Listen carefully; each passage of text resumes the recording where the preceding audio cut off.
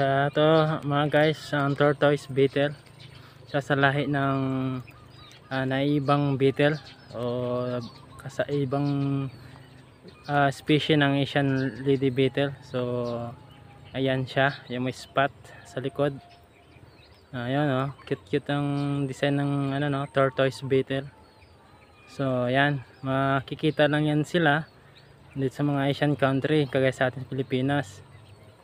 So ang tortoise beetle ay makikita din sa mga bukid kagaya dito na napuntahan ko, saka sa farm. Maaring sa farm meron nito pero bibihira, pero madami to sa mga bukid. Kasi bukid to dito sa ano sa Arayat Kaya meron to sila sa mga dahon-dahon. So ayan, sa nakikita nyo, malaking tortoise beetle to.